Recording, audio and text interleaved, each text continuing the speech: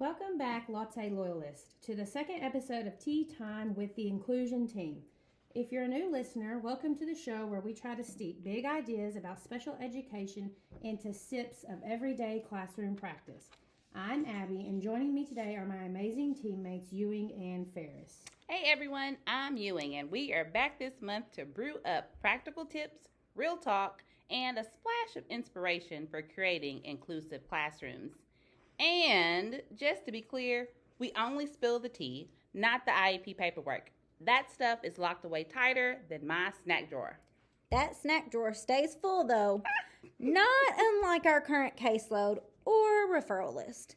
Speaking of tea, sometimes our tea is the only thing keeping us caffeinated enough to survive a Monday morning inclusion block. Welcome back, guys. This is Ferris, and I'm back to help you slow down, refill your cup, and learn practical strategies. First up, our special brew segment, your fresh pour of classroom-ready SDI strategies. This is where we pour out practical SDI strategies you can use right away in your classroom. These strategies are quick, practical, and perfect for supporting every learner. Today, our special brew is mnemonic devices, those clever little memory tricks. Think of them as little flavor shots for memory, catchy sayings, fun acronyms, and brain hooks that help turn complex ideas into a smooth, easy-to-remember blend. Mnemonic devices are lifesavers in the classroom. Think of them as cheat codes for memory. Instead of asking kids to memorize boring lists, we give them something catchy. Like our old favorite, PEMDAS, please excuse my dear Aunt Sally, which is the mnemonic device for the order of operations in math. Or Roy G. Biv, to remember the colors of the rainbow. Or my very educated mother just served us nachos to remember the planets. Although that one doesn't recognize Pluto as a planet, and I am firmly on the side that Pluto is a planet. Hashtag make Pluto great again. Free Pluto. Or in literacy, one of my students loves fanboys, for and nor, but or yet. So, to remember coordinating conjunctions. And it works because it sticks. They don't have to just be phrases, though. They can be chunkings or number groups or little rhymes or songs.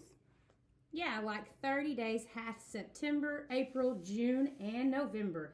And don't even get me started on those states and capital songs. You can also use visualizations or the keyword method too. This would be where you connect a picture or a story to a word or concept. For example, if a student needs to remember photosynthesis, they could picture a photo of the sun feeding a leaf. Or for Parliament, a student could imagine a parrot talking in a government meeting. Mnemonics take abstract content and make it something concrete, or at least funny enough that kids don't forget it.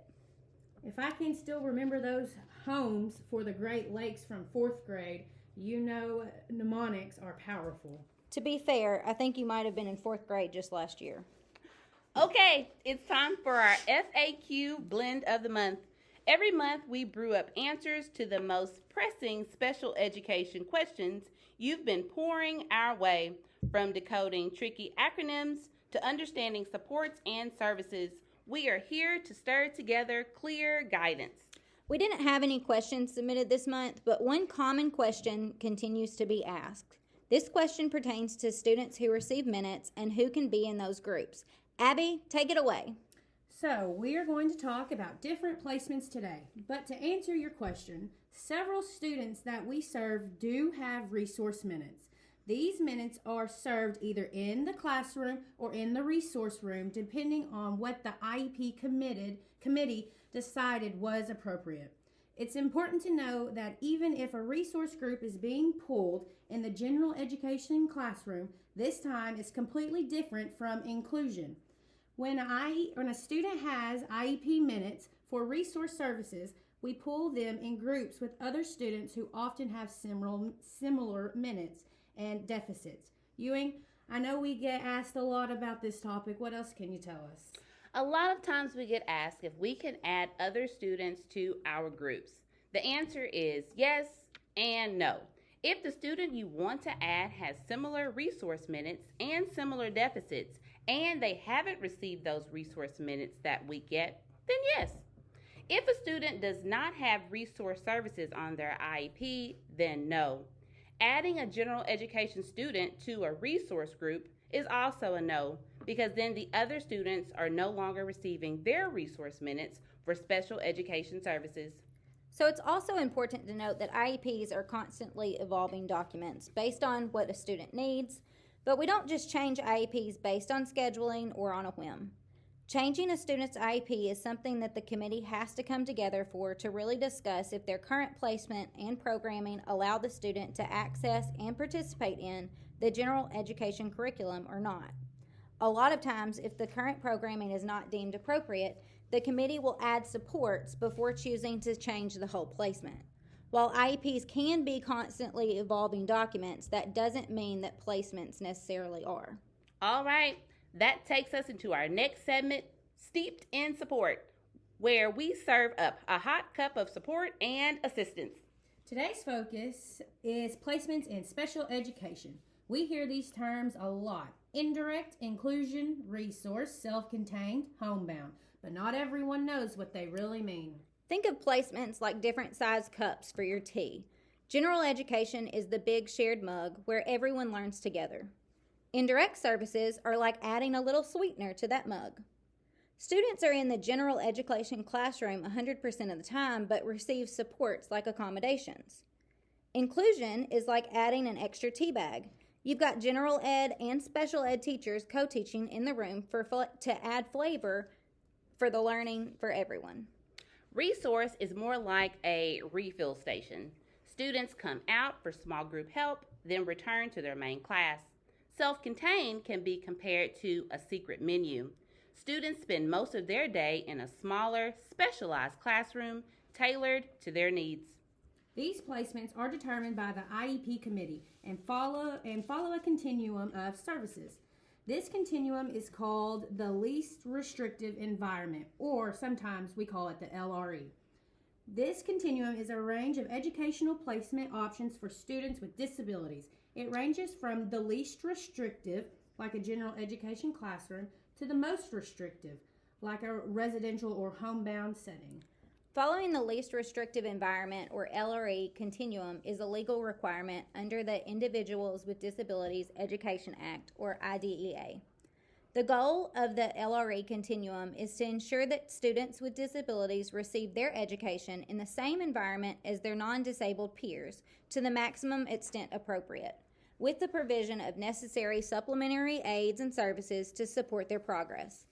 This continuum is continuous and restricts a committee's ability to just jump from one end of the continuum to the other. The idea is simple. Students should be educated in the setting that allows them to learn alongside their peers as much as possible, while still getting the support they need. We start with general education and move toward more specialized settings only if necessary. LRE isn't about putting students in a box, it's about the right fit.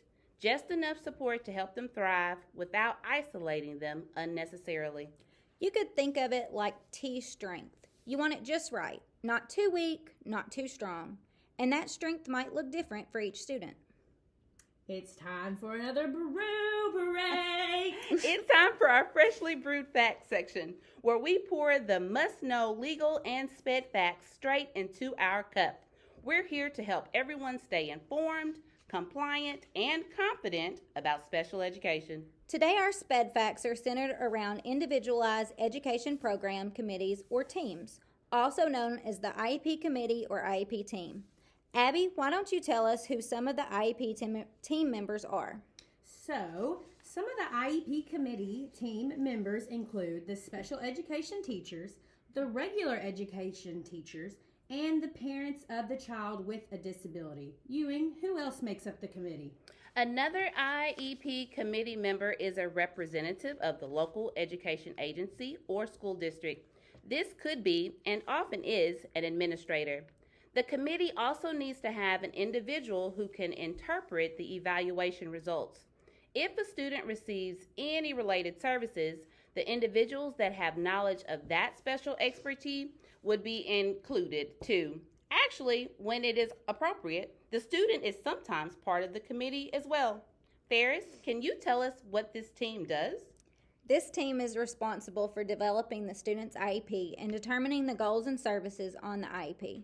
When invited to IEP conferences, this entire team is required to attend the meetings unless an excusal is given prior to the conference. In the instance that someone has to miss a meeting, a written excusal with their input needs to be given prior to the conference. If one team member is missing, a parent can actually refuse to meet based on a stakeholder not being present. A parent must agree to continue the meeting without all stakeholders before the conference can be continued. These meetings are where we make decisions about the IEP, and all stakeholders need to be present in order to make the best decisions possible for the student.